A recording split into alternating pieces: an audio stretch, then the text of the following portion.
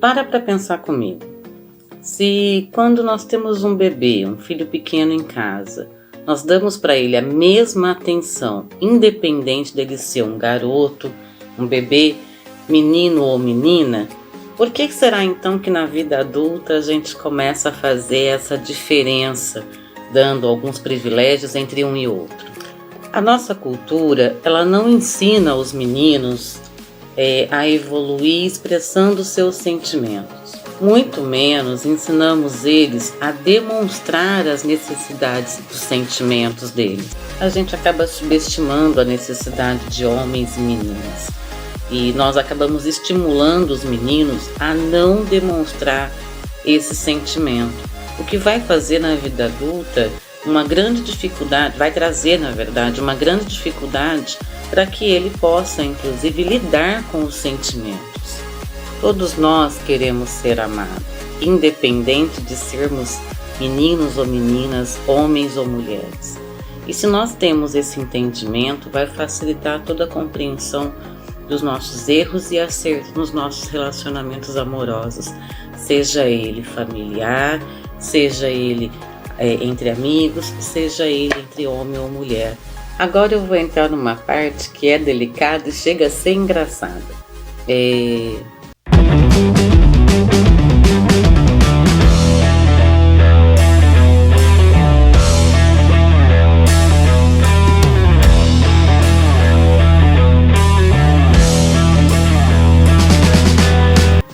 A gente tem que desmistificar bastante um terceiro ponto, onde a gente está falando que o desejo sexual acaba, o amor também acaba.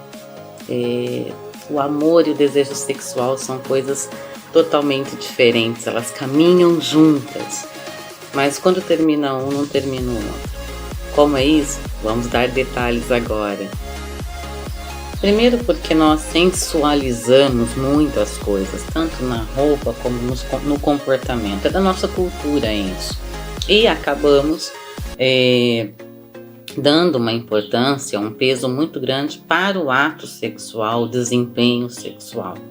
Sendo assim, tratamos o amor e o sexo com a mesma importância, como se fosse a mesma coisa, e não é mesmo. Elas têm uma diferença muito grande.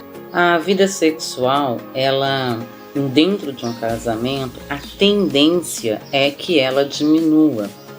Mas mesmo assim, isso não significa que esse relacionamento não tenha amor, não tenha a força de um amor verdadeiro, não esteja evoluindo exatamente para fortificar essa relação. Entenda. Muitos casais podem construir relações firmes, fortes, a longo prazo, duradouras, sem uma vida sexual tão efetiva, tão intensa, com frequência, né? As pessoas costumam falar, inclusive, que se a gente quer fazer sexo é melhor não casar, porque depois do casamento a nossa frequência sexual é menor. E tem um motivo biológico, científico até para isso. Os psicólogos, os psiquiatras, os sexólogos, eles costumam dizer, inclusive, que o casal que mantém uma vida sexual intensa por muito tempo não são regras, pelo contrário, eles são exceções de tudo isso. Porque o amor, a convivência, ela é feita com várias outras substâncias, né? Precisamos de vários outros complementos além do sexo. O sexo não é 50% de um casamento. Preste bem atenção. Pessoas, elas vão ter duas vidas sexuais. Uma que é a que elas falam em público, né? Viril, forte, intensa, frequente. E outra é o que é a realidade, que é bem diferente de tudo isso. Temos uma necessidade, inclusive cultural, especialmente cobrada dos homens, de contar vantagem em termos uma vida sexual intensa, estimulada, frequente. E não é bem assim que acontece. Nem tudo que falamos é o que de fato é. Então, o que acontece? Quando você vai para o casamento, o primeiro ano desse casamento, ele tem sim uma frequência muito grande. da relação sexual, e a relação sexual até tem um peso muito grande no dia a dia para que aquele casal sobreviva ao primeiro ano.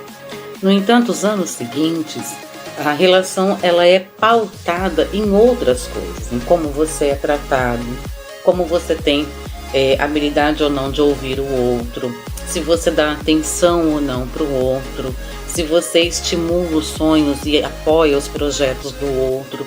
Esses outros componentes, como que você lida com a família do outro, com as verdades do outro, esses componentes é que realmente vão fortalecendo e vão criando condições para que esse casamento chegue a ser prolongado pelos anos. E aí então o peso da vida sexual desse casal começa a ser totalmente diferente, porque não importa mais a quantidade de sexo que é feito, e sim a qualidade do sexo que é entregado de um para o outro. Se você conseguir perceber que o sexo está ligado à fantasia e o amor está ligado à intimidade, você vai poder dizer: a Ana está falando uma verdade, sim. Agora, quando você não tem esse entendimento, você acha que eu estou exagerando, te contando uma inverdade, ou então te dando uma informação que você não precisa saber. Se você parte do princípio, então, sexo é fantasia, enquanto existem estímulos para essa fantasia, essa vida sexual é ativa, é intensa dentro do relacionamento. E se você parte do princípio que amor é intimidade, quanto mais você convive com a pessoa, mais íntimo dela você fica. Conhece os hábitos, as manias, os jeitinhos, conhece e entende muito bem o outro, às vezes só de olhar e vê-lo caminhando. Então, esse é o princípio básico, ter essa intimidade para poder amar a pessoa e construir com fantasia a vida sexual. Usando esses dois elementos, você vai ter uma vida prolongada sexual dentro do seu relacionamento e uma vida do seu relacionamento mais intensa e prolongada de construção, de conhecimento do outro. E aí, isso é o amor. O amor é você aceitar o outro exatamente como ele é, com a dor de cabeça que ele tem, sim, com a necessidade que ele tem de um abraço, às vezes que é só o abraço que ele precisa. Muitas vezes ele precisa só que você elogie: cortou o cabelo? Ou então você, mulher, elogie ele: nossa, você viu, você conseguiu fazer aquilo, que ótimo, que perfeito. Esses pequenos detalhes é que faz toda a diferença. A gente tem uma aula, a aula 3 parte 1, lá no canal do YouTube. Vai lá dar uma olhadinha nessa aula. Eu falo exatamente das pequenas belezas da vida. Os detalhes, as coisas que a gente acha que são bobas, são desapercebidas. É nesses detalhes que muitas vezes a gente se perde e joga fora um relacionamento incrível, que poderia ter sido incrível para um futuro, mas que nós jogamos fora por desatenção da nossa parte. No começo de um relacionamento, o desejo sexual vai lá para cima. E sabe por quê? Exatamente porque nós não conhecemos a pessoa, então fantasiamos muito em relação àquela pessoa. E também porque as nossas expectativas ainda não estão alinhadas à expectativa do outro. Essa fase do conhecer é muita novidade e isso gera muita intensidade na vida do relacionamento. Mas a longo prazo, tem muitas coisas que você já conhece, que você já sabe, que funciona, que não funciona, que o outro gosta, que o outro não gosta. E aí, então, o que vale são essas construções que você fez. No dia a dia e na convivência, nós vamos perder um pouco dessa fantasia exatamente porque lidamos com a realidade.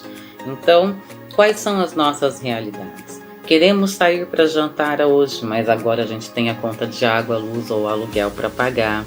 Queremos sair para fazer um passeio e nós temos os filhos pequenos, não temos com quem deixar.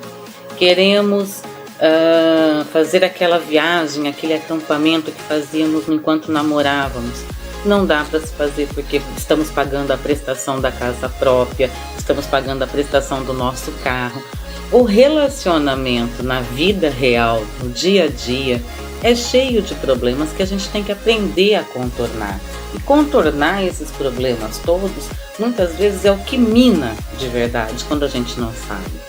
Você tem problema na sua família, você tem problema na família do outro, do seu companheiro, tem que lidar com essas situações. Quantas vezes você vai ter que receber aquele parente que você não gosta, mas que gosta muito do seu companheiro? Ou então, ao contrário, o seu companheiro tem que fazer a mesma ação, porque isso é compartilhar a sua vida com o outro. É muito engraçado porque assim, a gente fala isso para um casal de namorado e como a intensidade da fantasia, da conquista, do desejo, do ser amado está muito intensa, a realidade do dia a dia não está presente ali para eles. Eles conseguem conviver com algumas coisas, mas não são todas. A avó já dizia, tanto a minha quanto a de vocês, que comer 1 quilo de sal junto, olha, não é para qualquer uma. A arte de conviver com o outro. De aceitar que um vai deixar a toalha molhada em cima da cama, ou o outro vai deixar palito de dente espalhado pela casa toda, ou o outro não ergueu a tampa da privada, ou o outro tem mania de comprar sapato todo mês. Conviver com essas coisas é o que vai fortalecer o amor, mas se a gente não toma cuidado, enfraquece e muito a fantasia. E é um dos motivos que vai levar para uma frequência menor da vida sexual. Perceba, o peso agora é outro, a medida agora é outra. O quanto você faz para empenhar-se em estar de fato naquela relação. Não adianta mais levar para passear, um jantar fabuloso, um lugar todo romântico, assistir um filme, comer pipoca. Não adianta. Agora, o que vai fazer com que vocês tenham uma vida longa, uma vida duradoura desse relacionamento é o quanto você está disposto a aceitar o outro como ele é, sem querer mudá-lo. Quero lembrar vocês o seguinte: ninguém muda ninguém. As pessoas mudam por conta interna e por decisões exatamente únicas dela mesma. Eu posso mover o céu e a terra para que o outro mude, mas ele só muda se ele quiser. Se você gostou desse vídeo, deixe seu like, se inscreva no canal e ative as notificações e não esqueça de nos seguir nas redes sociais. Um beijo pra você e tchau!